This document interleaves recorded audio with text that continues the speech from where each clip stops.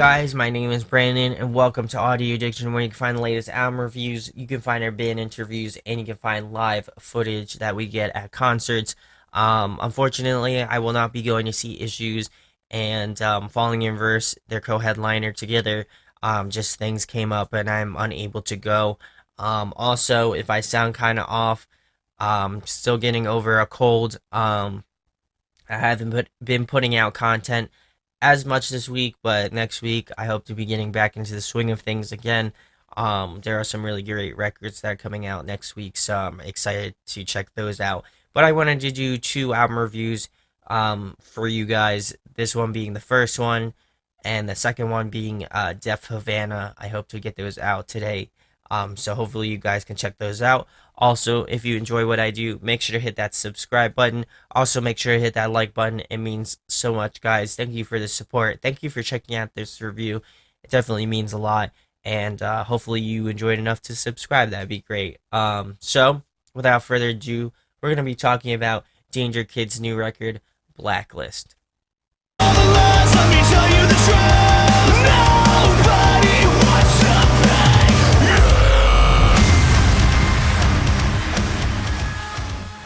So for those of you who have not heard of DangerKids, they used to be signed to Rise. However, I think they had a one album contract and they're out of Rise.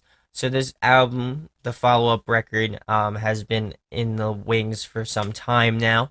But I was really excited about it. I think this band, I've always liked this band and what they've done, and the sound that they've created. I think it's something unique to them, and it can't be construed with any other band, I would say, in my opinion. But I really like the I would consider them probably more of like a new age Linkin Park, without a doubt.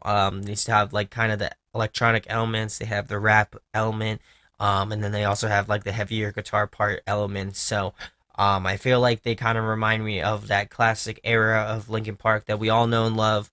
The Meteora and Hybrid Theory era. I feel like this band is kind of the culmination of that, and I like that they're carrying on that sound as well. And I like that they kind of had done something different, or at least some things that are different on this record than their debut record. So let's get into the tracks. So the first one is "Kill Everything." This was actually probably the most recent track that they released in terms of the singles. I think it's a great opener to this album. I think it just starts off this album with a lot of energy to it. And it just throws you right in, and you get excited for the rest of the tracks, but more importantly, the track that you're listening to now.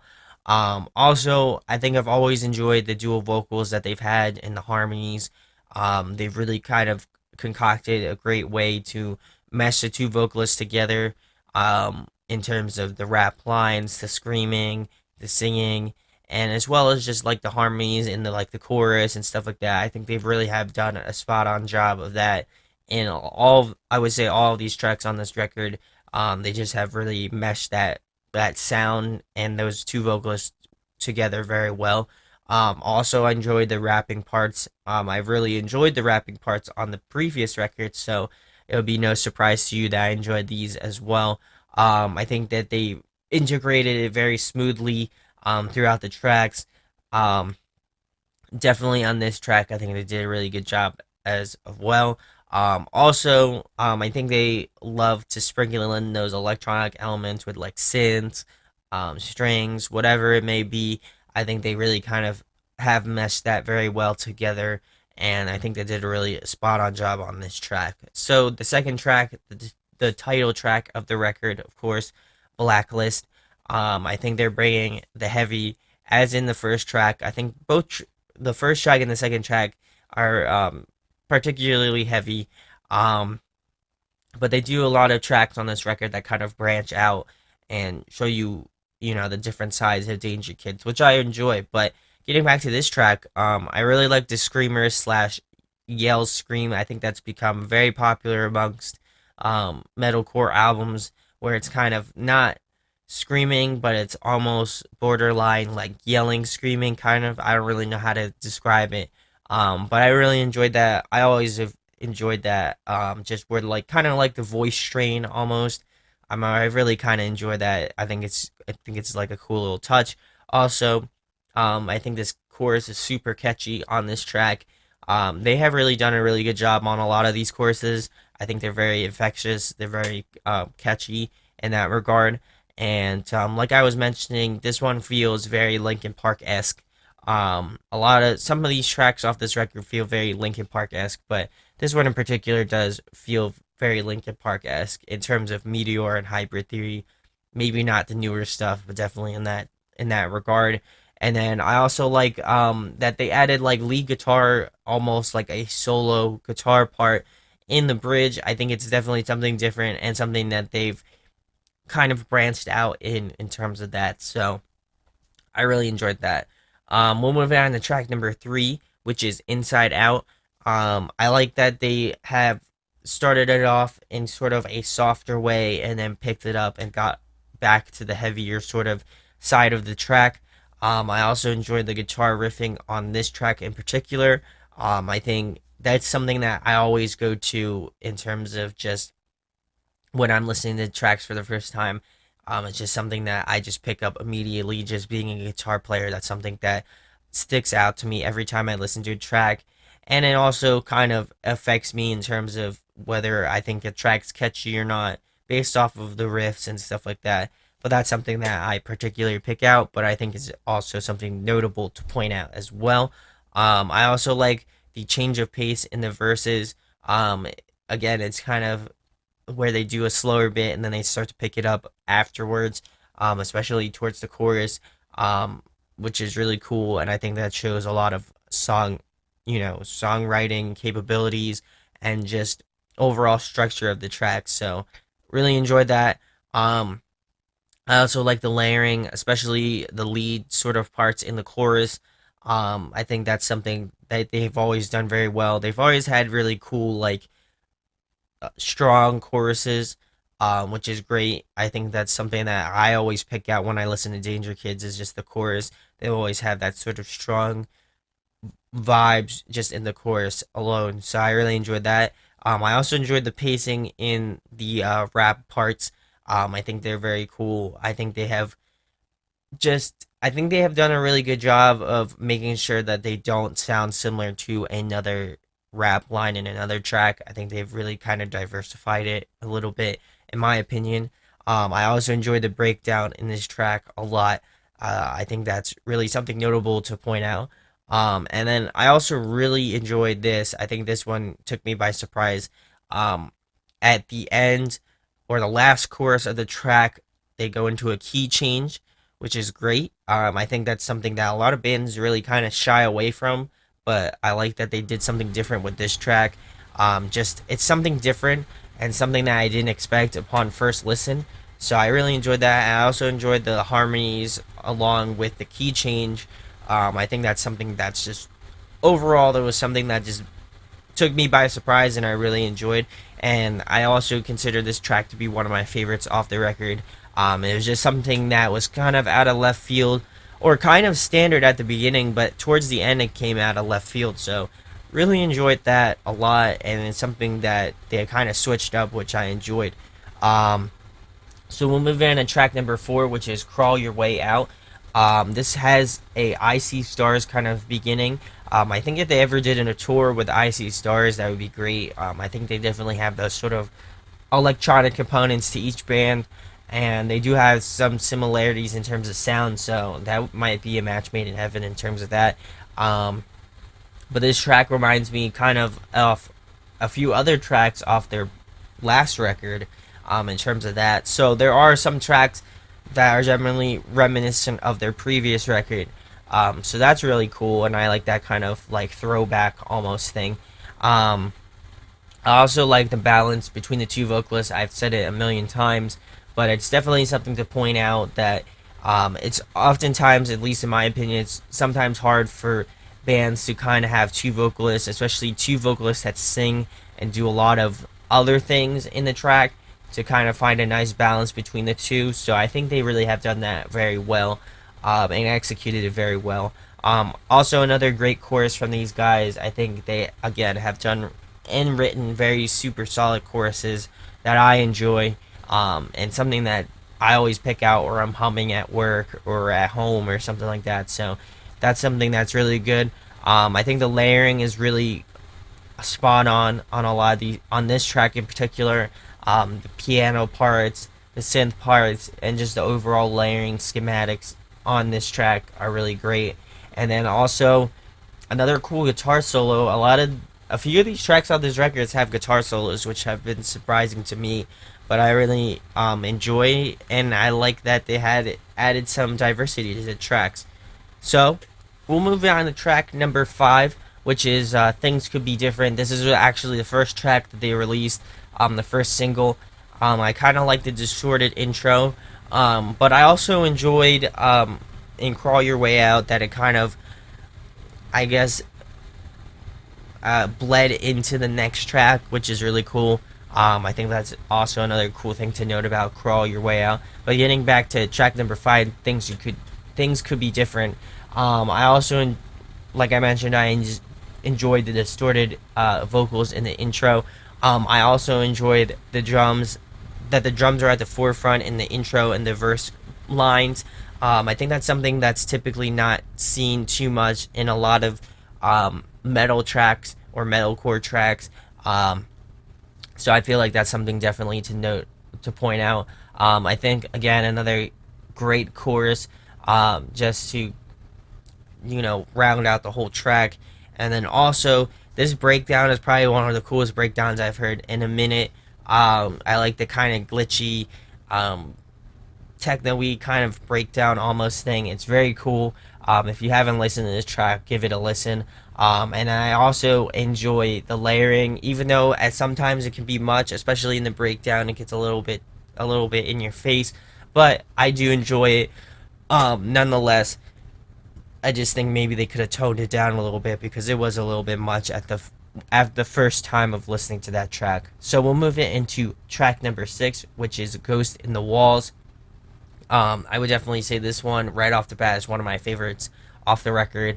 I like the guitars and the piano layers just together. I think it creates a really cool intro. Obviously, bands have done that before, but I think it's something to definitely note and point out. But I think just the way they arranged it has was really solid. I also like that the piano layer through the track goes throughout the whole track. I don't know if I worded that really weird, but enjoyed that. I think it's something to point out as well. Um, I like the build up to the chorus. I think that is something that obviously you see in like EDM and stuff like that, but I think it's something cool to point out in just a metalcore track. I think it's something that's unique to that.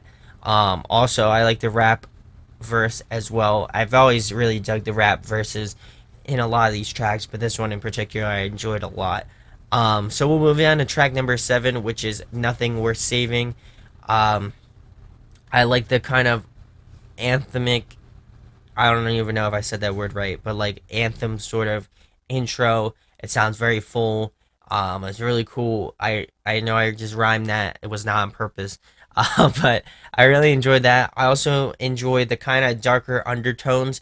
I think they take this in a different direction from a lot of the tracks that were on this record already. But I do enjoy it. I think it's something that they could maybe delve into the next record. I think it's definitely something they could hit on that would sound really cool, especially with like the pianos and the synths and the layering. I think they could really just hit that out of the park next time. I also feel like again this has a strong Linkin Park vibe to it as well, and I like this track a lot just because it's something that's different. Only because it's you see the band in more of a softer light. I think this one's not nearly. I would say this is one of the softer tracks off the record. But I definitely think it's one that you should check out for sure. Um, and we'll move in to track number 8, which is "Singularity." This is kind of like an interlude, and kind of I would say maybe intro to the next track. I think that this track reminds me a lot of like a movie, movie soundtrack kind of a thing. Very cinematic, very full, and very kind of intricate in some ways. So I really enjoyed this one, and maybe I have to give this one more of a listen. But I enjoyed this one a lot as well. And moving on into track number 9, which is Summoner's Rift. I would say this one has probably the best guitar riff off the whole record. I really enjoyed this one a lot as well. I think again they kind of carried those dark undertones into this track as well, which I enjoy. I think this one is a solid track, and I think it's um, worthy to mention that this is also the heaviest track. So I do like the pair of the darker undertones with the heaviest tracks. I think they could really go in a really cool direction for the next record with that as well. I enjoyed the synthy sort of breakdowns throughout the track. I think it just kind of adds to the overall heaviness of the album and just this track in general. This one also has a really another catchy chorus, and I like the ping pong effect of the vocals. Not in terms of just like you'll hear one here and one here. I think I just like the balance of the two vocalists playing off of each other again. But I think this one's more apparent in terms of they switch off a lot. So that's really cool. And I would definitely say this one's one of my favorites off the record as well. We'll move on to track number 10, which is Glass on Water. I do like the piano. I was going to say synth and piano together, but that was besides the point. I like the synthy piano part with the vocals. I think that's kind of a cool, soft beginning, but I think they kind of pick it up towards that part. I like that instead of singing in the verses, that they've kind of took the rap approach in that regard, where there's just verse rap verse in the verses. I think that's definitely something unique to this track. Um, I like the soaring sort of chorus. Again, if this hasn't been mentioned like 7 times already, they are very good at constructing choruses. I think the harmonies on this one just kind of make this track just soar in a different direction and a good, really good direction. And I also enjoyed the guitar solo on this one as well. I think this one's probably the best one off the record without a doubt.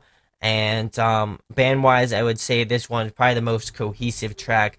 It just takes elements of the drummer, the bass player, the guitar player, the two vocalists. I think it just kind of meshes them together very well. And I think again, this is most cohesive track. And I also think that it is one of my favorite tracks off the record as well. And lastly, the last track is Invincible Summer. This one really took me by surprise, and I think this one's also another one of my favorites as well. Um, it's an acoustic track, which is something different that they didn't do on the last record, but they did on this record, and I think it kind of shows the whole musicianship of the whole band and just what they can create without kind of the overall layers and stuff like that. It's a very stripped down sort of track, which I enjoy because it's something different to round out the rest of the record and kind of end the record off. While it doesn't kind of encompass the whole album as a whole, I think it kind of offers a different light and a different spectrum to the band. So they can add this to their arsenal, and I really enjoy that. So some pros and cons on the record. I think that sometimes the synths can get a little bit in your face, but for the most part, I think that it is solid overall. I think um, song structure wise, I think they have just killed it. I think they definitely did better this record than the last record. In terms of song structure, I think they just kind of knocked it out of the park. I think there's a nice mix between there's more rock sort of softer tracks where there are some heavier tracks and stuff like that. So there's a really nice balance between those two. And con wise, like I mentioned, I think the synths can get a little bit hairy at sometimes where it's in your face and there's a lot of stuff. But overall, I really don't have anything bad to say about it. Um, and sometimes it can get kind of generic a little bit at some points, but that's what I kind of expect when they're doing a lot of other things to kind of balance that out. So I really don't take that one as heavily, but it's something to mention. But my overall rating for this record, I would give it an 8.8 out of 10. I think it's a record you should definitely pick up if you get the chance to. And also, go check them out on tour with Issues, like I mentioned earlier. and Falling in Reverse. But I think this one's definitely one to give it a listen to. I think if you like this band, um, they kind of kept very similar to the makeup of the last record, just expounding upon kind of like the overall elements of the band, like the synths, the layering, even the guitar work. I think they kind of really stepped up their gains in terms of that. But it's very much similar to their last record. I don't think they really strayed sonically too far away. They really kept it close to home in terms of that record. So, um, if you're looking for a good follow up to this record, I think they really did a good job. And yeah, so if you checked out the record, let me know in the comments what your thoughts are on the new DangerKids records. Did you enjoy it? Are you a fan of the band? Are you not a fan of the band? Tell me why in the comments below. It'd be really cool to hear your thoughts on the record. And thank you guys for checking out the review. Like I mentioned earlier, if you enjoy what we do, make sure to hit that subscribe button. Also, make sure to hit that like button as well. And thank you guys for checking out the review. We'll be talking with you soon. Peace. Hey guys, hope you enjoyed the video. Thanks for watching. Of course, if you enjoy what we do, make sure to go check out the other series we do. We do album reviews, we do band interviews, and we do live videos, so definitely go check that out. Hit that subscribe button. It really helps out our channel, helps us grow. Make sure to hit that like button as well. Go follow us on social media. That's all down below. We try to keep that as updated as possible. We also made a new website where we'll be posting photos of upcoming concerts and stuff like that, which you can go check out at audioaddictionmedia.com and come get your fix with us, guys. Talk to you later. Deuces.